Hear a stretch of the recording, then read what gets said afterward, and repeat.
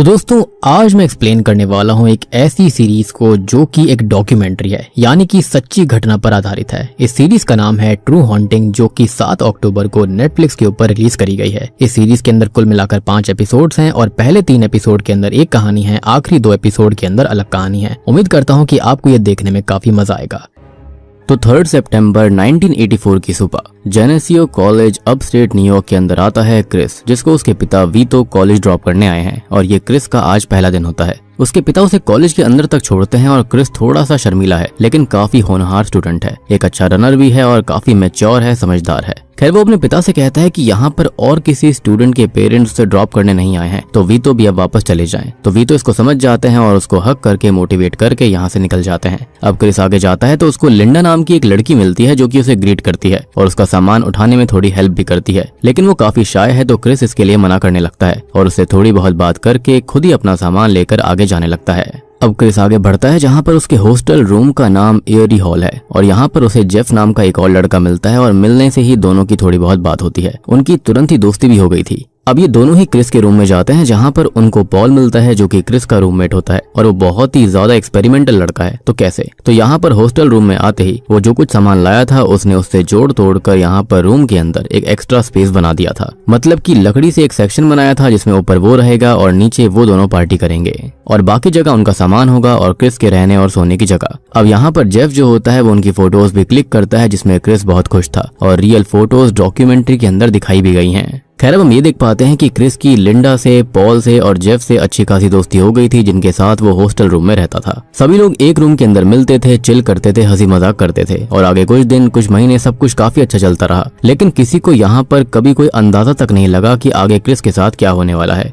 तो जैसा कि मैंने आपको बताया था कि वो एक अच्छा रनर तो था ही, जिसने 11 साल की उम्र में रनिंग शुरू करी थी। वो ये करना नहीं चाहता था, लेकिन उसके पिता ने उसे रनर बनने के लिए फोर्स करा और उस दिन वो भागा, जो कि 3.1 माइल्स 30 मिनट्स के आसपास में पूरा करके आया था। अब धीरे धीरे उसकी स्पीड काफी अच्छी होती रही और 18 से 19 मिनट में 3 से 4 माइल्स वो भागता रहा और उसके बाद फिर और भी अच्छी टाइमिंग उसकी होती गई। वो एक प्रोफेशनल रनर बन गया था, जिसने स्कूल में कंपटीशन में पार्टिसिपेट करा जहाँ पर वो जीत गया। बाहर रनिंग कंपटीशन में गया, वहाँ पर भी जीत गया और उसका सपना ओलंपिक्स में जाने का था और उसके पिता का भी यही सपना था और दोनों को लगता था कि by body and mind Chris अपना गोल अचीव कर सकता है और उसे डिसिप्लिन से अपने काम पर लगे रहना चाहिए। वो रोज सुबह रनिंग करने जाता था और कॉलेज के पास एक जंगल में अपनी प्रैक्टिस करता रहता था। अब एक दिन वो जंगल से निकल रहा होता है, जहाँ से वो निकल तो गया था, लेकिन एक प्रेजेंस ने उसको नोटिस कर लिया था और हम भी किसी चीज की प्रेजेंस को फील कर पाते हैं। अब रात को क्रिस अपने हॉस्टल रूम में आता है जहाँ पर वो कुछ काम कर रहा था कि तभी उसे कोई पुकारने लगता है। कोई उसका नाम ले रहा था। एक दबी सी, हल्की सी लेकिन भारी सी आवाज में उसे 3 बार बुलाता है, जिसको वो सुन लेता है, लेकिन इसको वो नजरअंदाज कर रहा था। अब अगले दिन क्रिस अपने कॉलेज की एथलेटिक टीम के पार्टनर क्रेग के साथ में रनिंग करने के लिए जाता है। क्रिस हमेशा ही खुद को अपनी रनिंग को बेहतर करने में लगा रहता था ताकि वो अपने पिता को खुश कर पाए और आज उसे जंगल में एक अजीब सा एहसास होता है और सामने थोड़ी ही दूरी पर किसी की प्रेजेंस फील होती है, जैसे कि कोई उसे वहां से देख रहा हो और वो उस प्रेजेंस की तरफ बढ़ने का सोचता भी है, लेकिन क्रेग आकर उसका ध्यान भटका देता है तो वो वापस से रनिंग के लिए निकल जाता है। खैर अब 1-2 दिन बाद होता यह है कि कॉलेज के अंदर टोगा पार्टी थी, जिसके अंदर सबको एक चादर अपने ऊपर लपेटनी होती है। अब क्रिस भी पार्टी में गया था, लेकिन वो काफी शाय और इंट्रोवर्ट होता है तो वो किसी से ज्यादा हंसी मजाक नहीं कर पाता, ज्यादा ड्रिंक भी नहीं करता और विंडो के पास आकर खड़ा हो जाता है। अब क्रिस जो होता है वो खिड़की के बाहर दूसरी खिड़की पर देख रहा होता है कि तभी उसे वहां पर कोई साया खड़ा दिखाई देता है जो कि उसको बुला रहा होता है, लेकिन अचानक से वो गायब हो जाता है। अब इससे क्रिस काफी डर जाता है और अपने रूम में आ जाता है। जेफ का भी मन पार्टी में नहीं लग रहा था तो वो उससे बात करने आता है, जहाँ पर क्रिस जो कि पहले से ही अच्छी ड्राइंग्स करता था, अपने नोट पैड पर उस विंडो वाले आदमी की ड्राइंग करने लगता है। अब वो जेफ से उस ड्राइंग को तो छुपा लेता है, लेकिन वो ये पूछने लगता है कि क्या उसने विंडो पर कुछ देखा, जहाँ पर जेफ को तो कुछ भी नहीं दिखाई दिया था। अब यहाँ क्रिस ये भी बताता है कि पिछले कुछ दिन से उसे बहुत ही अजीब सी फीलिंग हो रही है, बहुत सी अजीब चीजें उसके साथ घट रही हैं, जैसे कि कोई उसे बुलाता है और उसे वो आदमी दिखाई दिया था। और अभी जेफ को ये लगता है कि शायद क्रिस को कोई मेंटल इशू हो गया होगा और जब क्रिस बाकी लोगों को ये शेयर करता है तो वो भी उसकी बात पर विश्वास नहीं करते। अब क्रिस जो होता है वो ज्यादा कभी खुलकर किसी से बात नहीं करता था, जिसका रीजन है कि वो इंट्रोवर्ट था। दूसरा ये भी कि कोई भी उसकी बात नहीं समझेगा और उसका सब मजाक बनाने लगेंगे। तो उसके साथ में क्या हो रहा था ये बातें बताना उसने लगभग सबको बंद कर दिया था। अब एक रात वो अपने कमरे के अंदर एक इंटरव्यू का असाइनमेंट बनाने के लिए उस इंटरव्यू के नोट्स को टाइप कर रहा था कि तभी उसे किसी के बुलाने की आवाज सुनाई देती है और अभी पॉल कहीं बाहर गया हुआ था। और उसको ऐसा लगता है कि उसके पास वाले कमरे से जेफ ने उसको बुलाया है। वो उसको देखने भी जाता है लेकिन हॉलवे में कोई नहीं था। उल्टा जेफ अपने कमरे में एक मूवी देख रहा था। अब वो वापस अपने रूम के अंदर आता है तो टाइपराइटर पर अपने आप ही उसका नाम यानी कि क्रिस टाइप हो रखा था, जो कि उसे काफी अजीब लगता है क्योंकि ये उसने नहीं किया था। अब वो हेडफोन्स लगाकर इंटरव्यू सुनने लगता है तो बीच में ही वो अजीब सी भारी सी आवाज उसका नाम फिर से लेती है, जिससे कि क्रिस परेशान हो जाता है और अब उसे रूम में उसके सामने खड़ा हुआ कोई दिखाई देता है, जिससे वो काफी डर गया था और वहाँ से भागकर जेफ के पास आ जाता है। वो जेफ को ये बात बताता है तो जेफ अपना कैमरा लेकर रूम के अंदर आता है लेकिन उसे कुछ भी नहीं दिखता। अब क्रिस काफी डरा हुआ था और सदमे में था, जो कि जेफ से ये कहता है कि जो कुछ भी हुआ है वो किसी को भी ना बताए क्योंकि उसे उसकी इमेज बहुत प्यारी है। जहाँ पर जेफ वादा करता है कि वो किसी को कुछ नहीं बताएगा, हालांकि वो खुद क्रिस की हेल्प करना चाहता था। अब कॉलेज में अक्सर वहाँ पर लोग आते रहते थे और एक दिन वहाँ पर ऐसे ही बहुत ही बढ़िया paranormal experts Ed and Lorraine Warren वहाँ पर आए थे। जी हाँ, कॉन्जरिंग वाले वॉरेन्स। वो वहाँ पर आए और गोस्ट पर एक लेक्चर वो दे रहे होते हैं। वो कहते हैं कि गोस्ट एक दरवाजा खोलने पर आते हैं और अक्सर अच्छे दयालु लोगों की तरफ आकर्षित होते हैं क्योंकि उनको मैनिपुलेट करना काफी आसान होता है और उनकी स्पिरिट भी काफी बढ़िया होती है। अब जेफ क्रिस के साथ लेक्चर अटेंड करने आया था, जो कि अपने नोट्स बनाने लगता है, लेकिन क्रिस एड की बातों में खो जाता है और उसकी एक एक बात से रिलेटेड फील कर रहा था, ऐसा ही कुछ उसके साथ घट रहा था। अब लेक्चर खत्म होने के बाद वो और जेफ एड और लोरेन से बात करने जाते हैं, लेकिन पहले ही लोरेन क्रिस के अंदर कुछ फील कर लेती है और उससे हाथ मिलाने से साफ इनकार कर देती है। इस पर क्रिस को बुरा भी लगता है और वो खुद की बेइज्जती महसूस कर रहा था, लेकिन उसे अजीब भी लगता है कि आखिरकार ऐसा उन्होंने क्यों किया। लोरेन ने हाथ मिलाने से सीधा मना क्यों कर दिया था। अब रूम के अंदर आकर जेफ, पॉल, क्रेग और क्रिस आपस में बात करते हैं, जहां पर क्रिस अपना इशू बताता है, लेकिन क्रेग को लगता है कि वो बस घर की याद में दुखी है और वो उसे मजाक मजाक में काफी कुछ सुना भी देता है, जिसका आज तक क्रेग को दुख है कि उसको तब क्रिस के साथ अच्छे से रहना चाहिए था और अच्छे से बात करनी चाहिए थी। अब क्रिस अपने घर पर भी बात करता है, हालांकि उसके पिता समझ जाते हैं कि वो परेशान है, लेकिन उसकी बात नहीं समझ पाते, यानी कि किसी को भी ये पैरानॉर्मल वाला एंगल सही नहीं लग रहा था। अब एक दिन क्रिस और पॉल रूम में सो रहे होते हैं कि तभी पॉल को भी कुछ आवाज सुनाई देती है, तो वो क्रिस को जगा देता है। क्रिस रूम चेक करता है, वो दरवाजों को देखता है तो वो लॉक हो रखे थे। रूम भी बिल्कुल ठीक था कि तभी अचानक उसका टेप रिकॉर्डर अचानक से ऑन होकर गाना प्ले करने लगता है। अब वो उसको ऑफ कर सोने आता है, लेकिन टेप रिकॉर्डर खुद पे खुद प्ले होने लगा था। वो फिर से उसे ऑफ करने जाता है और उसकी बैटरीज तक निकाल देता है, लेकिन अब खुद पॉल रूम के अंदर लंबे चौड़े साये को देखता है, जिसके लंबे लंबे बाल थे। उसका चेहरा बालों से ढका हुआ था। अब ये खतरनाक साया इन दोनों को देखता है और अचानक से अपना सर मोड़ लेता है, जिससे कि पॉल और क्रिस दोनों की डर के मारे चीख निकल जाती है और इसी के साथ में पहला एपिसोड यहीं पर खत्म हो जाता है। तो दूसरा एपिसोड शुरू होता है जेफ को दिखाते हुए, जो कि जब 15 साल का था तो उसने किसी बूढ़े व्यक्ति को खत्म होते हुए देखा था, जिस चीज का उसके दिमाग पर काफी गहरा असर हुआ। उसने उसी दिन से death, spiritual things, paranormal activities के बारे में सोचना और पता लगाना शुरू कर दिया। और ये भी एक वजह है कि वो क्रिस के साथ था और इस चीज पर काफी सीरियस भी था और इस पैरानॉर्मल चीज को समझना चाहता था। Now coming back to the present time, Paul आखिरी रात के हादसे से बहुत ही ज्यादा डर चुका था, जो कि सुबह होते ही रूम छोड़कर अपने पेरेंट्स के पास चला जाता है। वो क्रिस से बात भी नहीं करता, कुछ भी नहीं कहता, हाथ तक नहीं मिलाता, सीधा वहां से निकल जाता है। क्रिस को ये बात काफी बुरी लगती है, लेकिन वो समझ सकता है कि पॉल के दिमाग में क्या चल रहा होगा। वो अपनी जगह गलत तो बिल्कुल नहीं था, तो उसने उससे कुछ भी नहीं बोला। अब वो अकेले रहने वाला था तो इससे काफी डरा हुआ था, लेकिन जब उसने अपने पिता को ये बात बताई तो वो उससे निराश हो गए और वो कॉलेज की एथलेटिक टीम में था, जिसको स्पोर्ट एक्टिविटीज में पार्टिसिपेट करना पड़ता था। अब उसके ऊपर एक प्रेशर भी था कि वो हारना नहीं चाहता था और साथ ही साथ अपने पिता को ये भी फील नहीं करवाना चाहता था कि वो किसी काम का नहीं है, जिसके चलते वो वहीं पर रुकता है। इनफैक्ट उसने रूम के अंदर सोना तक छोड़ दिया था। वो अक्सर हॉल में या फिर ऐसी जगह पर सोया करता था जहाँ पर कोई भी उसके आस पास ना रहे, लोग रहे, ऐसी जगह पर वो सोया करता। एक रात वो वहीं पर सो रहा होता है कि तभी एक बुरा सपना वो देखता है, जिसके अंदर वो खुद को जंगलों में भागते हुए और अपने पिता को वहीं पर इविल तरीके से उसे बुलाते देखता है। अब ऐसे सपने उसको लगातार आ रहे थे, जिसके अंदर वो जंगलों में खुद को देखा करता, जिसे कोई बुलाता रहता था। अब वो काफी ज्यादा परेशान रहने लगता है। वहीं पर जेफ जो होता है उसको उसकी हेल्प करनी थी, तो उसने एड एंड लोरेन वॉरेन के पुराने नोट्स पढ़े, जिसके अंदर जिक्र हो रखा था कि वो लोग भूत प्रेतों से बात करने की कोशिश करते थे, जानकारी निकालते थे और सबूत भी निकालते थे। उसने भी ऐसा ही करने का सोचा और क्रिस के साथ उस रूम में जाकर उस आत्मा या फिर वो जो कोई भी चीज थी उसको बुलाने का प्लान करा, ताकि उसको पता चल सके कि हो क्या रहा है और वो चाहता क्या है, आखिर ये उसके साथ हो क्यों रहा था, साथ ही साथ ये क्या पहले भी हो चुका है। अब क्रिस को ये आइडिया बहुत ही बेकार लगता है, क्योंकि वो जानता था कि किसी भी भूत प्रेत को बुलाना सही नहीं होता, ये चीज जान तक ले सकती है। लेकिन जो जेफ होता है वो उसे इस चीज के लिए मना लेता है। वो दोनों रूम में जाते हैं जहाँ पर उनको वही स्पिरिट सेशन करना था और इससे क्रिस बहुत ही ज्यादा डरा हुआ था। और आपको जानकारी होगी कि ये चीजें Ed and Lorraine Warren Conjuring movies के अंदर अक्सर किया करते थे।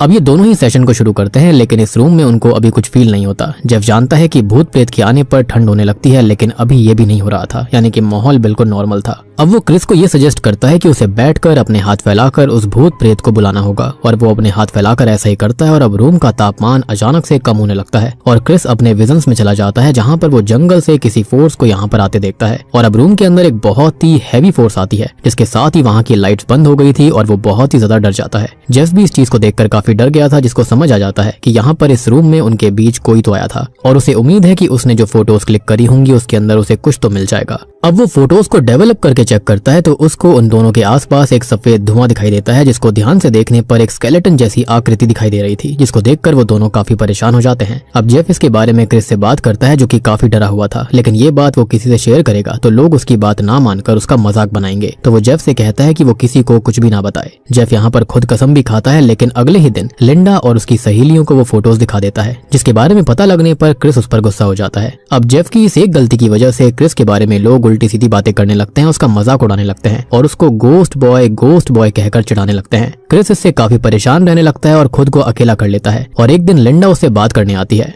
अब लिंडा उसको कंसोल करने की कोशिश कर रही होती है और अपने एक हादसे के बारे में बताती है जहां पर वो एक बार कैंपिंग पर गई थी, जहां पर फायर स्टॉर्म होने वाली थी और बिजली गिरने से कैंप में आग लग गई। यहाँ पर दो लड़कियां झुलस गई थी जिनको उन्होंने बचाने की काफी कोशिश करी, लेकिन दोनों ही नहीं बच पाई, जिसका दुख आज भी उसको परेशान करता है। वो ये क्रिस को इसलिए बता रही थी क्योंकि वो जानती है कि ट्रॉमा अंदर रखना क्या होता है और दुख दर्द बताने से वो कम होता है। अब लिंडा उसको ये कहती है कि क्रिस जो कुछ भी फेस कर रहा है, जो कुछ भी झेल रहा है, वो उससे लड़ सकता है, उसको हरा सकता है, बस उसको अभी साथ की जरूरत है और अकेले करना ये आसान नहीं होगा। अब अगले दिन क्रिस अकेले बैठकर पढ़ाई कर रहा होता है कि तभी जेफ उसके पास आता है और उससे माफी मांगता है, जिसको वो माफ भी कर देता है। जेफ कहता है कि अब उनको इस चीज को समझना पड़ेगा और अब वो किसी से कुछ शेयर नहीं करेगा और उनकी बातें किसी को भी पता ना चले, जिसके लिए उनको एक कोड नेम रख लेना चाहिए, जिसमें क्रिस सजेस्ट करता है कि वो उस चीज को टॉमी बुलाएंगे। वो आगे कहता है कि उनको उस चीज के बारे में पता करना है तो आज क्रिस उसके रूम में ही सो जाए। अब क्रेग जो होता है वो जेफ का रूममेट था और इसके लिए उसे मनाना पड़ता है, लेकिन क्रेग मान गया था। अब रात को क्रिस उनके रूम में जमीन पर ही सो जाता है, जहाँ पर उसको एहसास होता है कि कोई चीज उसके पैरों को छू रही है, उसके ब्लैंकेट को हटाने की कोशिश कर रही है।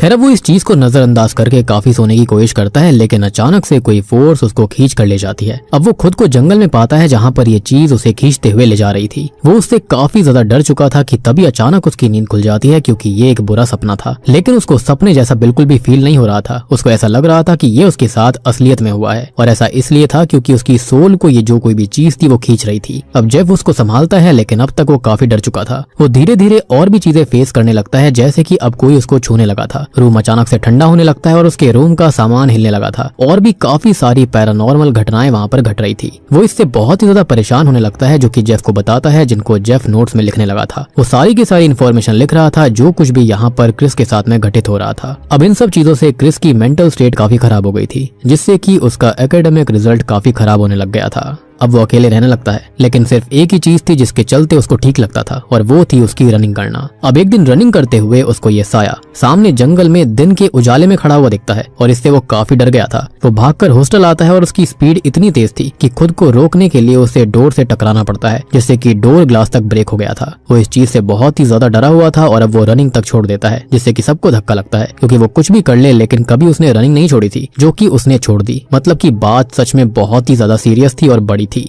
अब वो कॉलेज में इंटरफेथ मैनेजर प्रीस्ट से मिलने जाता है, जिनको वो सब बताता है, लेकिन उन्हें उसकी बात पर यकीन नहीं होता। तो वो कहते हैं कि वो नशे करता होगा, लेकिन उसकी बात पर यकीन न करने पर वो टूट जाता है और काफी ज्यादा रोने लगता है। क्रिस का यहाँ पर मेंटल ब्रेकडाउन हो गया था। खैर अब प्रीस्ट को लगता है कि शायद वो सच बोल रहा होगा और वो उसके साथ उसके रूम में जाता है और वहाँ पर उन्हें खुद एक प्रेजेंस फील होने लगती है और यहाँ पर एक क्लोजेट भी था जहाँ से कोई उनको देख रहा होता है। वो प्रेयर शुरू करते हैं और अब हम जंगल के अंदर उस क्लोजेट को देखते हैं, जिसके सामने वो गोस्ट खड़ा हुआ था। मीन्स ये क्लोजेट जो है वो एक तरह से डोर है, या फिर ये कह सकते हैं कि एक डायमेंशन का डोर है। अब क्रिस को अचानक से उसी गोस्ट के विजन्स आते हैं, जिनसे वो बहुत डर रहा होता है। तो प्रीस्ट उसे साथ में प्रेयर करने के लिए बोलते हैं। अब प्रीस्ट की प्रेयर से ठंडा कमरा जो होता है वो गर्म हो जाता है और अब क्रिस को लगता है कि सब कुछ ठीक हो गया। अब क्रिस जो होता है वो रोज प्रेयर्स करने लगता है, रनिंग पर जाने लगता है और अब उसको कुछ भी फील नहीं होता था। वो काफी खुश रहने लगा था। वो रनिंग में भी अच्छा कर रहा था और अपने रूम में वापस लौट जाता है। अब एक रात वो और उसके दोस्त रूम में छोटी सी पार्टी कर रहे होते हैं, सेलिब्रेशन कर रहे होते हैं कि तभी उसकी एक फ्रेंड बेथ अपने रूम में कुछ सामान लेने जाती है, जहाँ पर उसे वही भूत दिखाई देता है और वो एक ट्रांस जैसी स्टेट में चली जाती है। वो लौट कर नहीं आई थी तो जेफ और क्रिस उसको चेक करने जाते हैं तो वो अभी भी ट्रांस स्टेट में जमीन पर पड़ी हुई थी, जिसको वो होश में लाते हैं और अब वो एक ही बात कहती है कि वो गोस्ट अभी तक क्रिस को बुला रहा है, जिसको सुनकर वो परेशान सा हो जाता है क्योंकि अभी तक चीजें ठीक नहीं हुई थी। जिसके साथ दूसरा एपिसोड भी यहीं पर खत्म हो जाता है। तो तीसरे एपिसोड में हमको पता चलता है कि 5 नवंबर के बाद वो स्पिरिट सेशन और हॉन्टिंग शुरू हुई थी और उसके बाद दिसंबर में विंटर ब्रेक शुरू हुआ। ये एपिसोड शुरू होता है खाली कॉलेज और हॉस्टल से, जहाँ पर हम एक सफाई कर्मचारी को देखते हैं जो कि हॉस्टल के हॉल में साफ सफाई कर रहा होता है कि तभी उसको कुछ आवाज सुनाई देती है तो वो यहाँ वहाँ देखता है लेकिन उसे कोई दिखाई नहीं देता। उसे फर्श पर एक पत्ता पड़ा हुआ दिखाई देता है जिसको देखकर उसे काफी अजीब लगता है क्योंकि ये पत्ता जिस पेड़ का था वो यहाँ से काफी दूर जंगलों में था और वो उस पत्ते को उठाकर देखता है कि तभी उसके सामने कोई भूत आ जाता है जिससे वो काफी डर गया था। और सामने हम हॉल की दीवार के बीच में से जंगल को देख पाते हैं जो कि एक डोरवे की तरह था, जैसे कि वहाँ क्लोजेट के अंदर हुआ करता। और इसी के साथ ये सीन यहीं पर शिफ्ट होने लगता है। अब कहानी वापस से आखिरी एपिसोड में बेथ पर आती है जिसने वो हॉन्टिंग फेस करी थी, जो कि अभी वो क्रिस से बताती है कि वो भूत अभी भी क्रिस का ही नाम ले रहा था। इस चीज से क्रिस बहुत परेशान हो जाता है और वहां से निकल जाता है, जिसको जेफ समझाने की कोशिश करता है लेकिन वो उसकी एक बात नहीं मानता। अब बेथ पर हुए हमले के बाद वो बहुत ज्यादा परेशान रहने लगा था क्योंकि पहले ये सब उस तक था। अब बेथ के ऊपर अचानक से हुए इस हमले के बाद में वो काफी परेशान रहने लगता है क्योंकि पहले ये सब खाली उस तक सीमित था लेकिन अब ये सबके पास जा रहा था, सबको हॉन्ट कर रहा था। अब एक दिन लिंडा अपनी एक दोस्त जूडी से बात कर रही होती है जहाँ पर वो उसे ट्रिप पर चलने के लिए बोलती है, लेकिन लिंडा को अपने कैंप वाले हादसे और ट्रॉमा के बारे में याद था तो वो इसके लिए मना कर देती है। अब इसी बीच वो पढ़ाई कर रही थी जिसे अपने पीछे किसी की प्रेजेंस महसूस होती है और वो पलट कर देखती है तो उसे कोई भी नहीं दिखाई देता। वो अपनी पढ़ाई फिर से करने लगती है कि तभी कोई भूत अपना एक हाथ उसके टॉप के अंदर से डालकर उसकी गर्दन को छूता है, जिससे कि वो डर के मारे चिल्लाने लगती है। वो मदद के लिए आवाज लगाती है जिसको सुनकर क्रिस और जेफ वहां पर आ गए थे, जो कि उसे देखकर परेशान हो जाते हैं क्योंकि ऐसा लग रहा था कि कोई लिंडा को नीचे की ओर धक्का दे रहा है और वो उससे बचने की कोशिश कर रही थी लेकिन उठ नहीं पा रही थी। और जेफ इस सिनेरियो की 3 फोटोज भी क्लिक करता है। अब इन 3 फोटोज को वो आज तक देख नहीं पाई थी, बहुत ही ज्यादा डर गई थी, उसको बहुत ही ज्यादा रोना आ जाता है और वो आज तक उस ट्रॉमा के अंदर है। यानी कि कैंप वाला ट्रॉमा तो था ही साथ अब ये नया ट्रॉमा हो गया था। एनीवेज ये चीज तो क्रिस के लिए अच्छी ही थी क्योंकि कहीं ना कहीं सबको अब यकीन हो रहा था कि हाँ भाई ये इविल प्रेजेंस जो है वो बिल्कुल रियल थी। अब क्रिस इस चीज से और परेशान होने लगता है और अब वो बहुत ज्यादा सोचने लगा था और लोग उससे और भी ज्यादा नाराज होते चले गए क्योंकि घटनाएं अब और ज्यादा बढ़ने लग गई थी। यानी कि यहाँ पर सब लोग क्रिस को ही ब्लेम कर रहे थे कि उसके साथ तो घटना रुक चुकी है लेकिन बाकी सब इस चीज को महसूस कर पा रहे थे। अब क्रिस खुद को शांत करने के लिए रनिंग पर जाता है और ऐसे ही एक दिन वापस आकर वो शावर लेने लगता है कि तभी उसको उस भूत ने पीछे से आकर जकड़ लिया था और अब क्रिस खुद को छुड़ाने की कोशिश में लग जाता है। अब यहाँ पर हम देखते हैं कि वो बाथरूम में ही था लेकिन अचानक से वो खुद को जंगल में एक पेड़ से सटा हुआ पाता है। वो बेहोश हो जाता है और होश में आने पर वो भूत उसका नाम लेता है और उसके ऊपर आकर चिल्लाने लगता है, जिससे वो और ज्यादा डर गया था। क्रिस की चीख सुनकर जेफ तुरंत ही भागकर उसके पास जाता है और उसे क्रिस बेहोश मिलता है। अब क्रिस की कमर के ऊपर 18 से 20 इंच लंबे 3 नाखूनों वाले खरोंच के निशान थे जिससे खून भी निकल रहा था। खैर जेफ उसको संभालता है और रूम में लेकर आता है लेकिन अब तक क्रिस को भी ये जख्म फील होने लगे थे और उसको जलन महसूस हो रही थी। वो अपने दर्द से ज्यादा बेथ और लिंडा पर हुए हमले से परेशान था और बिना वक्त बर्बाद करे वो अपने पिता को कॉल करके मदद मांगता है। उसके पिता वीतो कॉलेज आते हैं जिन्हें वो भूत के बारे में बताता है लेकिन उन्हें ये बातें समझ नहीं आ रही थी, ना ही इस पर यकीन हो रहा था क्योंकि वो खुद काफी रैशनल थे और अपने बेटे को भी इन सब चीजों पर यकीन करना कभी सिखाया ही नहीं था। अब आज की रात क्रिस के पिता उसके ही रूम में रहते हैं जहाँ पर वो तो सो जाता है लेकिन वो बैठकर इंतजार करने लगता है कि ऐसा हो क्या रहा था कि क्रिस इससे इतना परेशान था।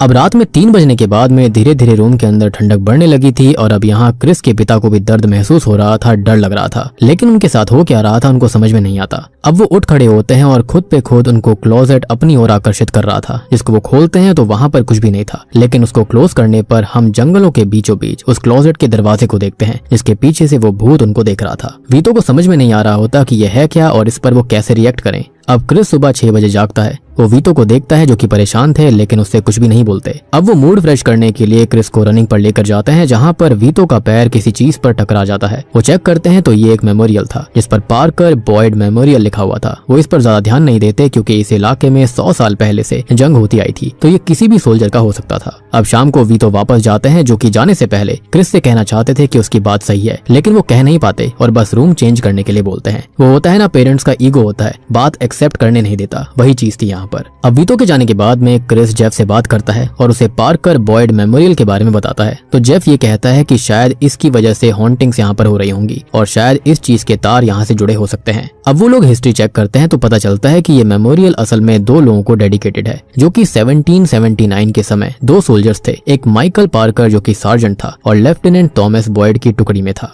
एक चीज नोटिस करी जाए तो नाम है थॉमस बॉयड और ये लोग उसे क्या बुलाते हैं, टॉमी, और ये इत्तेफाक नहीं हो सकता, यानी कि यहाँ पर कुछ तो चीजें सिमिलर हो रही थी। मतलब यहाँ पर जो ये मेमोरियल है ना वो 2 लोगों से मिलकर बनी हुई है। अब वो लोग पता करते हैं तो एक बार एक सर्च होनी थी जिसमें थॉमस को एक छोटी आर्मी दी गई थी, यानी कि छोटी टुकड़ी दी गई, लेकिन वो ज्यादा लोग ले गया था जिस पर नेटिव अमेरिकन ने हमला कर दिया और थॉमस को किडनैप कर लिया। उसे एक पेड़ से बांधा गया था और उसके पेट में चीरा लगाया गया, आंतें निकालनी गई थी, कान काट दिए गए थे, उसके मुंह पर कट लगाया गया और उस पेड़ को टॉर्चर ट्री का नाम दिया गया था जो कि आज भी एग्जिस्ट करता है, जिसके पास से रोज रनिंग करते हुए क्रिस गुजरता है। जी हाँ, अब ये सब तो ठीक था, लेकिन आगे और भी भयानक चीज थी कि थॉमस, जिसे अब हम टॉमी बुलाएंगे, तो वो इन लोगों को हॉन्ट कर रहा है, अपने दर्द को महसूस करवा रहा है क्योंकि उसको मुक्ति चाहिए। वो इतना दर्द में है कि दूसरों को दर्द देकर उनसे भीख मांग रहा है कि वो उसके दर्द से उसको आजाद करवा दें, और वो अपनी जान बचाने भागा था। वहीं आज क्रिस भी किसी रीजन से भागता है तो उसे क्रिस से एक कनेक्शन फील हो गया और यहाँ पर थॉमस यानी कि टॉमी की स्पिरिट को वो मिल गया था जिसको वो सदियों से ढूंढ रहा था, यानी कि दर्द से कनेक्शन जुड़ गया। अब जेफ और क्रिस इससे बहुत परेशान हो जाते हैं, लेकिन अब उनको आधी चीज पता थी, कारण पता था, लेकिन सॉल्यूशन भी ढूंढना था। अब जेफ ये सोचता है कि जैसे एड और लोरेन वॉरेंस अपने तरीके से भूतों की बात को रिकॉर्ड करते हैं जहाँ पर उन्हें मैसेज भी मिल जाता है, वैसे ही वो भी रूम में जाकर सब कुछ रिकॉर्ड करने की कोशिश करते हैं। क्रिस ये कहता है कि टॉमी तुम जहाँ भी हो मुझसे बात करो, मैं तुम्हारी हेल्प करना चाहता हूँ। वो और जेफ 15 मिनट के लिए रूम से बाहर जाकर अंदर आते हैं तो यहाँ पर उनको उस टेप में कुछ रिकॉर्डेड हुआ मिलता है, जिसे सुनने पर जेफ को एक अजीब सी आवाज सुनाई देती है, लेकिन क्रिस इसको साफ सुन पा रहा था, जिसमें कहा गया था कि मेरी मदद करो। इससे वो काफी परेशान हो जाता है, जो कि खुद को संभालने के लिए वॉशरूम जाता है, जहाँ पर उसे क्रेग मिलता है जो कि उससे ये कहता है कि वो बहुत डर रहा है और उसे हिम्मत रखनी होगी, उसे सामना करना पड़ेगा। क्रिस वो हिम्मत समेट कर जंगल जाता है और टॉर्चर ट्री के पास जाकर चिल्लाने लगता है कि थॉमस बॉयड तुम जहाँ भी हो यहाँ पर आओ, मैं तुम्हारी हेल्प करूंगा। अब फाइनली टॉमी द गोस्ट उसके सामने आता है, जिससे वो ये कहने लगता है कि वो उसकी हेल्प करना चाहता है और इसी हेल्प के चलते वो उसको माफ भी कर रहा है। वो जानता है कि टॉमी दर्द में है जिसका दर्द वो फील कर सकता है और अब वो उसे आजाद करना चाहता है। टॉमी उसकी तरफ भागता है लेकिन हवा में गायब हो जाता है।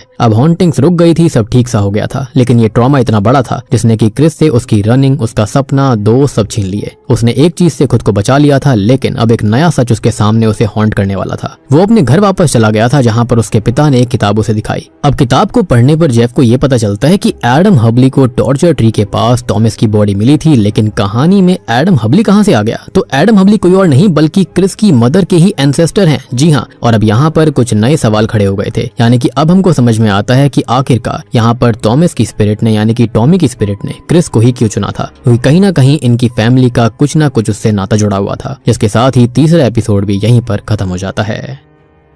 अब चौथे एपिसोड की कहानी जो है ना वो आखिरी एपिसोड की कहानी से अलग है, लेकिन पिछले एपिसोड की कहानी यानी कि क्रिस वाली कहानी भी अभी खत्म नहीं हुई थी। आज भी क्रिस इयरी हॉल हॉन्टिंग से डर रहा था और जो रहस्य उसके सामने एक सवाल के रूप में आया था उसका दरवाजा जवाब ढूंढने की आज भी कोशिश कर रहा है, लेकिन 40 साल बाद भी उसके अंदर वो हिम्मत नहीं हुई कि वो वापस से इयरी हॉल जा पाए। तो यहाँ पर न्यू कहानी शुरू होती है अप्रैल मिलर और मैट विल्सन से, जिनका सामना हॉन्टिंग से 2004 और 2006 के बीच में हुआ था, जिसने उनकी जिंदगी पूरी तरह से बदल रख दी। अप्रैल अपने परिवार के साथ रहती थी, जहां पर शुरुआत से उसका परिवार काफी ज्यादा स्ट्रिक्ट और धार्मिक रहा था, लेकिन जब 16 साल की अप्रैल को पता चला कि वो प्रेग्नेंट है तो वो परेशान हो गई। उसकी माँ उससे और ज्यादा परेशान हो गई थी, जिन्होंने उससे कुछ समय तक बात भी नहीं करी और अप्रैल को चर्च के लोगों ने बहुत ही ज्यादा बुरा भला बोला था, तो उसने चर्च से भी रिश्ते तोड़ दिए। वो अपना बच्चा किसी को नहीं देना चाहती थी, तो उसने सबसे पहले उसे जन्म दिया, जिसका नाम नेथन रखा गया, और फिर उसे लेकर वो अपने परिवार से दूर हो गई। अब उसके बाद उसका दूसरा बेटा शेन पैदा हुआ और वो अपने घर से दूर एक ट्रक में रहने लगी थी। उसका जीवन काफी मुश्किल से चल रहा था कि तभी उसकी मुलाकात मैट से हुई और दोनों को प्यार हो गया। सॉल्ट लेक सिटी में दोनों एक घर लेते हैं और वहाँ पर रहने लगते हैं। अप्रैल अब खुश है, लेकिन ये ज्यादा दिन नहीं रुकने वाला था। तो एक दिन उसे एक एहसास होता है। उसे कुछ आवाज सुनाई देती है जिसको मैट भी सुन रहा था, और रात के इस अंधेरे में कोई उनके घर के अंदर घुस आया था। मैट उसे देखकर चिल्लाता है तो वो साया घर से भाग जाता है और वो दोनों पुलिस को कॉल करते हैं। कुछ दिन बाद पुलिस इन्फॉर्मेशन देती है कि वो एक इंट्रूडर था जिसको पकड़ लिया गया है और उसने कुछ घर छोड़कर ही एक घर पर हमला भी किया था, यानी कि उस रात शायद से वो लकी निकले। अब ये जानकर तो अप्रैल बहुत ही ज्यादा परेशान हो जाती है, क्योंकि उसको एक सेफ और शांत जीवन चाहिए था और ये सपना उसको टूटता हुआ नजर आ रहा होता है। खैर अब अप्रैल इससे काफी परेशान रहने लगती है, और वहीं मैट जो होता है उसने पुराने घर की मरम्मत का काम शुरू कर दिया था, जिसको एक दिन सॉल्ट लेक सिटी के एक मशहूर एरिया द एवेन्यूज के अंदर एक घर दिखाई दिया। अब यहाँ पर एक इंटरेस्टिंग बात ये थी कि इस इलाके का कोई भी घर कभी खाली नहीं होता था, और ये चीज उसको काफी अजीब लगती है। और उसने ये बात अप्रैल को भी बताई कि ऐसा कैसे हो सकता है कि इतने मशहूर इलाके में घर खाली था। अप्रैल ये सुनकर खुश हो जाती है और वो घर देखने गए थे जहाँ पर मरम्मत का काम बाकी था, और ब्रोकर जो होता है वो उनको एक रूम से दूर रहने की सलाह देता है जिसमें कुछ तो लिखा हुआ था। सब कुछ ठीक था और मैट को घर पसंद आ गया था, लेकिन उसने इस रूम वाली बात को सीरियसली नहीं लिया। उससे ज्यादा अप्रैल को ये घर पसंद आ गया था। तो मैट ने देखा कि घर में मरम्मत का काम है तो ये सस्ते में मिल जाएगा, और वो घर खरीद लेता है। फाइनली ये परिवार उस घर में शिफ्ट हो जाता है और उनको सब कुछ यहाँ पर अच्छा लग रहा था। ये घर बड़ा था, शानदार था, अच्छे इलाके में भी था, और अप्रैल को घर में एक बहुत ही पुराना बाथटब मिलता है जो कि उसको और पसंद आता है। यानी कि अप्रैल ने जिस अच्छी जिंदगी का एक सपना हमेशा से देखा था वो आज शायद से पूरा होता हुआ उसको नजर आ रहा था। अब ये लोग फाइनली यहाँ पर आकर खुद को सेफ मानने लगे थे, लेकिन वही होता है कि खुशी ज्यादा देर नहीं टिकती। अब पहले ही रात सब सो रहे होते हैं कि तभी अप्रैल को एक आवाज सुनाई देती है जिसमें कोई बच्चा मॉमी कहकर अपनी माँ को पुकार रहा था। अब इस आवाज से वो जाग गई थी, लेकिन वो इसको समझ पाती कि इससे पहले ही बेसमेंट से एक बहुत ही तेज आवाज आती है। अब मैट चेक करने जाता है तो उसे वहाँ पर कोई दिखाई तो नहीं देता, लेकिन एक अजीब सी आवाज जरूर सुनाई देती है, जैसे कि वहाँ पर लगी हुई भट्टी के अंदर कोई कोयला डाल रहा हो। लेकिन वो भट्टी सालों से बंद पड़ी हुई थी, तो ये आवाज कैसे आ रही थी? वो उसे अपना भ्रम मानकर वापस ऊपर आ जाता है और सारे दरवाजे विंडोज को चेक करता है, घर के बाहर भी चेक करता है, लेकिन उसे कुछ भी नहीं मिलता। तो वो हल्का सा रिलैक्स होकर सोने चला जाता है। अब अगले दिन अप्रैल किचन में काम कर रही होती है, जिसे शेन की आवाज आ रही होती है जो कि बाहर झूला झूल रहा था, जो कि टायर का बना हुआ था। अब ये झूला जो होता है ना वो काफी ऊपर तक जा रहा था, लेकिन देखने वाली बात ये थी कि वहाँ कोई था नहीं। शेन ये बोल रहा होता है कि और जोर से झुलाओ, ऊपर तक ले जाओ। अप्रैल को लगा कि बच्चा गिर न जाए तो वो उसके पास जाती है, लेकिन वो तो अकेला था। हालांकि अप्रैल ने सोचा कि वो नेथन के साथ होगा, लेकिन वहाँ पर वो अकेला होता है। वो ऐसा बोलती है तो शेन ये कहता है कि वो तो बेंजामिन के साथ खेल रहा है। वो पूछता भी है कि क्या अप्रैल को बेंजामिन नहीं दिखाई दे रहा, और अप्रैल को सच में वहाँ पर कोई भी नहीं दिख रहा था। और अप्रैल जो होती है वो इसे शेन का कोई मजाकिया गेम समझती है या फिर उसका इमेजिनरी फ्रेंड समझती है, और हम सभी जानते हैं कि इमेजिनरी फ्रेंड्स कितने खतरनाक होते हैं। खैर शेन एक अच्छा और खुश दिल बच्चा था जिसके सभी दोस्त थे और सब उसके घर आया करते, लेकिन जब से वो लोग इस घर के अंदर आए हैं तब से कोई उनके घर नहीं आना चाहता था। यानी कि इस घर के अंदर कोई तो ऐसी बात थी जिसके बारे में उनको कोई आइडिया नहीं था। खैर अब शेन जो होता है उसे धीरे धीरे एहसास होने लगता है कि उसके आसपास कोई रहता है। धीरे धीरे वो उसको दिखने लगा था, और वो किसी भी वक्त घर आता था, वो किसी भी वक्त बात करते थे, और ऐसे उनका बॉन्ड और भी ज्यादा स्ट्रॉन्ग होता चला गया। वो एहसास, वो प्रेजेंस उसका दोस्त बना जिसका नाम उसने बेंजामिन रखा। इसी बीच घर की मरम्मत के वक्त मैट और अप्रैल को एक हिडन विंडो मिलती है। वो चेक करते हैं तो बेडरूम की दीवार के पीछे एक खाली स्पेस था, मतलब कि दो दीवारों के बीच में एक खाली जगह थी। उन्होंने इस पर गौर नहीं दिया कि वो क्यों है, और मैट ने ये सोचा कि वहाँ पर अप्रैल के लिए कोई स्पेस वो बनवाएगा। और यहाँ पर एक वेंट भी मौजूद था जिससे मॉम करके किसी बच्चे की आवाज भी हम सुन पाते हैं। वहीं बाथरूम में वो पुराना टब भी था जिस पर कुछ दाग थे, तो अप्रैल उसे हटाने के लिए बोलती है, और मैट एक प्लम्बर को काम देता है। लेकिन जब प्लम्बर और उसके लोग उसे हटाने की कोशिश करते तो वो इतना भारी लगता मानो इसमें पानी भरा हुआ हो। अब प्लम्बर ने तंग आकर पैसे वापस कर दिए और काम छोड़कर चला गया। तो मैट ने भी यहाँ पर बाथटब से अपना ध्यान हटा दिया। अब घर जो था उसके अंदर मरम्मत का काफी काम बचा हुआ था, क्योंकि घर काफी बड़ा था। तो अप्रैल को इसमें सपोर्ट करना था, और इसके लिए चाहिए थी उसको एक अच्छी जॉब जिसके अंदर सैलरी अच्छी मिले, और वो उसको मिल भी जाती है, जिसके अंदर उसे एडल्ट डेटिंग साइट्स पर डील बुक करनी होती थी। लेकिन अप्रैल के मन में एक ही ख्याल आता है कि गंदा है लेकिन धंधा है, और उसके जानने वाले उसके बारे में गलत सोचेंगे, तो इसके चलते उसने काम के बारे में छुपा दिया। अब मैट को जब इसके बारे में पता चलता है तो वो काफी गुस्सा करता है, लेकिन अप्रैल ये कहती है कि ये कुछ समय के लिए होगा और अच्छे खासे पैसे भी मिल जाएंगे, जिसके बाद वो जॉब छोड़ देगी। अब एक दिन जॉब से आकर वो अपने घर का काम कर रही थी कि तभी वो शेन की आवाज सुनती है, जो कि किसी से बात करते हुए बोल रहा था कि माँ उसे इतने दूर नहीं जाने देगी। शेन की बातों से ये भी समझ में आ रहा था कि वो किसी आदमी से डरता है जिसके बारे में उसे बेंजामिन ने बताया था। अप्रैल ये सुन लेती है, लेकिन उसे लगता है कि वो बस अटेंशन लेना चाहता है। हालांकि रोज रात शेन को एक नाइटमेयर आता था जिसके अंदर एक हैट वाला आदमी उसको डराया करता, और डर कर जागने पर वो क्लोजेट डोर को अपने सामने खुलता हुआ देखता था। डर के मारे चादर के अंदर छुप जाया करता, और अंदर से बाहर झांकने पर उसे वही हैट वाले आदमी का साया उसे हॉन्ट करता हुआ दिखाई देता, जिसके जिसके चलते वो चिल्ला भी देता है। अब मैट उसे संभालने आता है और अब ये रोज की बात हो गई थी। अप्रैल जॉब पर होती थी और वो शेन पर ध्यान नहीं दे पाती। कभी कभी उसकी चाबियां भी गायब होती थी तो शेन वापस देकर ये बोलता कि बेंजामिन ने ढूंढ कर दी है, लेकिन वो इस पर भी इतना ध्यान नहीं दे पाती। रोज रात मैट उसे संभाल रहा था और अप्रैल जॉब में अंधी हो गई थी, यानी कि पैसे के चक्कर में। वो सीसीटीवी की नजर में रहती थी, अपने पर्सनल फोन पर बात भी नहीं कर सकती थी और कंपनी का फोन रिकॉर्ड हुआ करता था तो उससे भी बात नहीं कर सकती थी।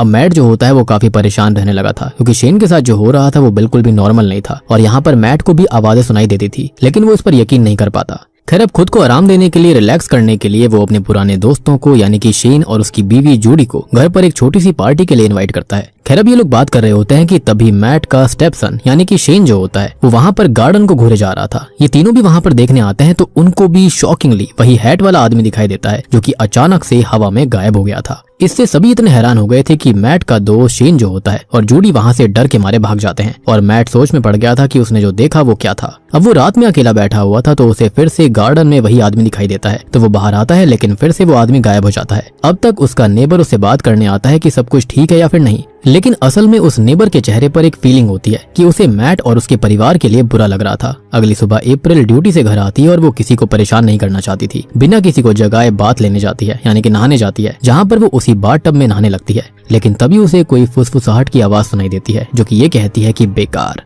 बेकार। अब अप्रैल यहाँ पर नशे में भी थी तो उसे लगता है कि ये उसके दिमाग की सोच है और वो टब में आंखें बंद करके लेट जाती है कि तभी कोई हाथ उसे पानी में खींच लेते हैं और डुबाने लगते हैं। टब में खून भर गया था और हम एक झलक के लिए किसी और को अप्रैल की जगह देखते हैं। वो होश में आती है और सब कुछ ठीक हो जाता है और इन सबको वो अपना भ्रम मानती है, नशा मानती है। तो वो कपड़े चेंज करने लगती है तो उसको शीशे में उसके पीछे एक लेडी खड़ी दिखाई देती है। अब वो इस चीज से डर कर मैट को इस बारे में बताने जाती है, लेकिन वो इस बात को हल्के में लेता है। खैर पूरे परिवार को कुछ न कुछ दिखाई दे रहा था जिससे कि सभी परेशान थे। और इसी बीच होता यह है कि मैट जो होता है वो शहर जाता है कॉन्ट्रैक्ट को पूरा करने के लिए, जिस बीच बच्चों को संभालने के लिए अप्रैल अपनी माँ पैमलिन को ही बुला लेती है। अब एक दिन नेथन और शेन लुका छुपी यानी कि हाइड एंड सीक खेल रहे थे, जहां पर शेन भागकर लॉन्ड्री शूट यानी कि एक ऐसा वर्टिकल वेंट जो कि हॉल से बेसमेंट में जाता था, जहां से लोग कपड़े डालते हैं जो कि बेसमेंट में धुलने वाले होंगे। अब शेन यहाँ पर छुपा हुआ था कि तभी उसे बेंजामिन दिखाई देता है जो कि उससे कहता है कि वो यहाँ पर ना छुपे, वो आदमी उसको ढूंढ लेगा और वो सबसे पहले यहीं पर ढूंढता है। और ऐसा कहते ही कोई शेन को नीचे खींच लेता है। अब उसकी आवाज सुनकर नेथन वहां पर आकर उसको संभालता है, लेकिन अब शेन को एक बहुत ही बड़ा और भारी सदमा लग चुका था। अब रात में पैमलिन यानी कि इन बच्चों की नानी उसके ही रूम में सोती है, जिनको अब किसी का एहसास होने लगा था कि वहां पर कुछ तो बुरा जरूर है। अब वो प्रेयर्स कर कर सोने जाती हैं और अब एक बच्चा दीवारों पर इस घर की पेंटिंग बनाता है।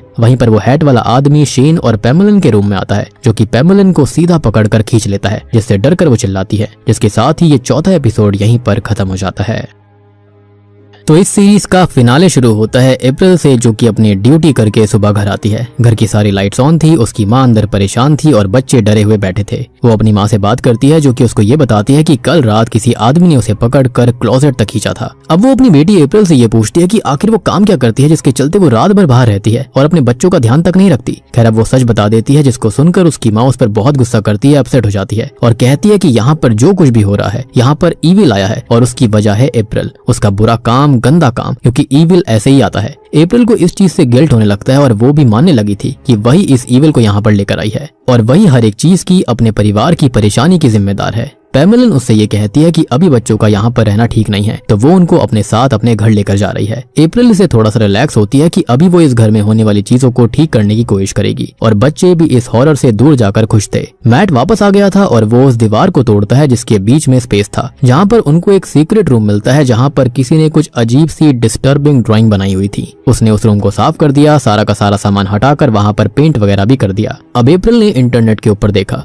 कि भूतों से कैसे बचा जा सकता है और उसको पता लगता है कि सेज स्मोक मतलब कि पवित्र धुएं से घर को शुद्ध कर सकते हैं। बस वो करने से पहले एक स्ट्रॉन्ग और पवित्र उद्देश्य होना चाहिए। उसके पास उद्देश्य तो था ही और वो अगले ही दिन सेज स्मोक से घर को शुद्ध करती है और मैट उसका साथ देता है। ये करने के बाद घर की जो नेगेटिविटी थी वो एकदम से चली गई थी। अब ना कोई आवाज सुनाई देती, ना कोई दिखाई देता, ना ही कोई सपने आया करते और सब कुछ पूरी तरह से ठीक हो गया था और वो दोनों सोचते हैं कि उनकी सुकून भरी जिंदगी वापस आ जाएगी।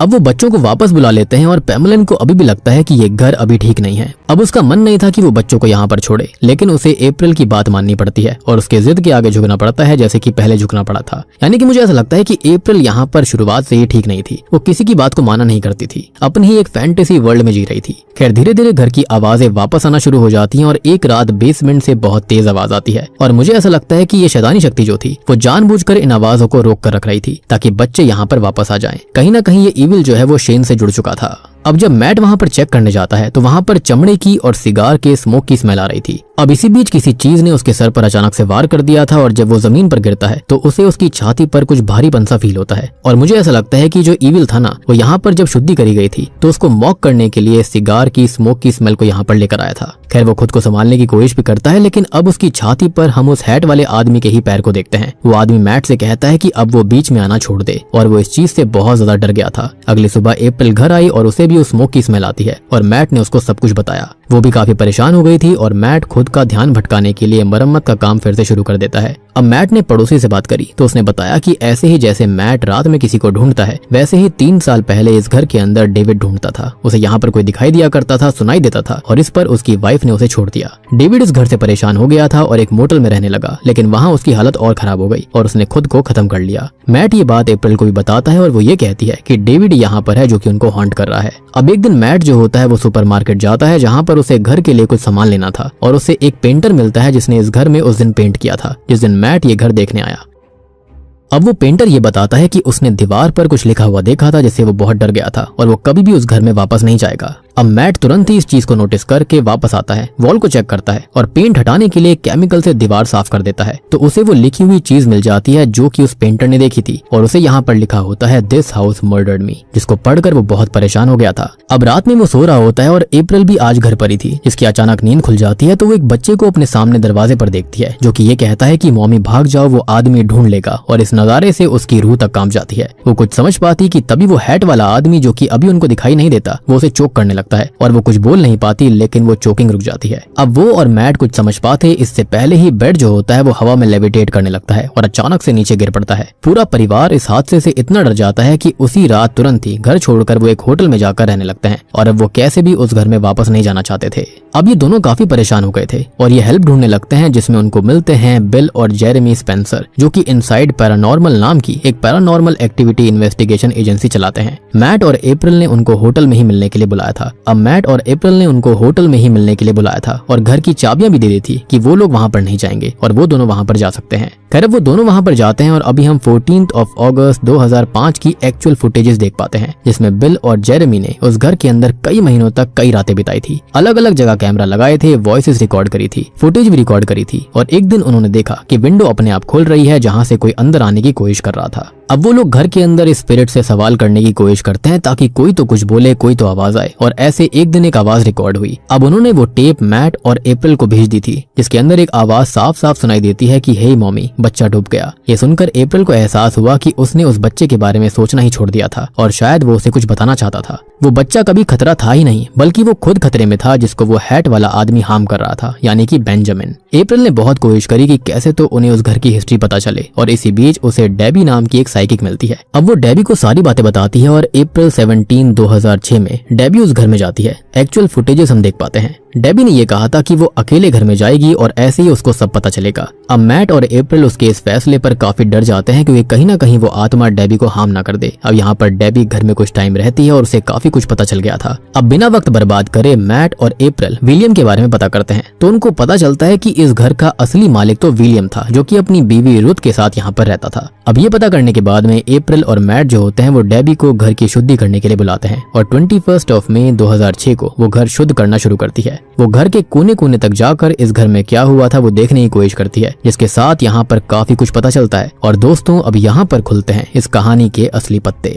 तो असल में विलियम यहाँ पर अपनी बीवी रुथ के साथ रहा करता और उनके बहुत सारे बच्चे थे। विलियम एक काफी बुरा आदमी था जो कि अपने बच्चों को उस सीक्रेट रूम में कैद रखता था और उनके साथ गलत काम करता था। वो बेचारे क्लोजेट के अंदर छुपते थे और 8 साल के होने के बाद उनका बैप्टिज्म होना था, जिसके बाद वो चर्च जाना शुरू करते। लेकिन विलियम का राज कहीं बाहर ना आ जाए तो वो 8 साल के होने से पहले ही उन्हें उस भट्टी में जलाकर मार दिया करता था, विच एक्सप्लेन्स कि नीचे भट्टी से कोयलों की आवाज क्यों आया करती। अब इन्हीं बच्चों में से एक बेंजामिन भी था। खैर अब हुआ ये था कि विलियम जो था वो बहुत ही बुरा इंसान था, तो एक बच्चे ने और उनकी माँ के भूत ने मिलकर विलियम को मार दिया। अब इस घर में बहुत सारी आत्माएं रहती थी। अभी डेबी बेडरूम में जाती है जहाँ पर विलियम मारा गया था, और यहाँ पर वो उसके सामने आकर उसे हॉन्ट करता है, उसे मारने की कोशिश करता है, लेकिन वो उसका सामना करती है और विंडो ओपन कर देती है ताकि लाइट इस रूम में आ सके। अब ये लाइट नहीं थी बल्कि आफ्टर लाइफ का दरवाजा था, जिसके चलते होता यह है कि विलियम की आत्मा इस घर से चली जाती है, यानी कि उसका इस घर से लिंक टूट गया था, और उसकी वजह से बाकी आत्माएं जो कि बंधी हुई थी वो भी अब आफ्टर लाइफ में चली जाती हैं। डेबी ये कहती है कि घर ठीक है, सब कुछ सही है, लेकिन अब अप्रैल यहाँ पर वापस नहीं आना चाहती थी। फाइनली सब कुछ सही हो जाता है और कुछ समय रहने के बाद में अप्रैल और मैट अपने परिवार के साथ ये घर बेचकर कहीं और चले जाते हैं। और इन कहानियों के हिसाब से क्रिस और अप्रैल का डर इतना ज्यादा बढ़ गया था जो कि आज तक उनको परेशान करता है, और अब ये लोग जो हैं वो साल दर साल अपनी जगह को चेंज करते रहते हैं और इसी डर में अपने जीवन को निकाल रहे हैं कि अगला घर उनको हॉन्ट ना करे। और इसी के साथ में ये सच्ची घटना यानी कि सच्ची सीरीज यहीं पर खत्म हो जाती है।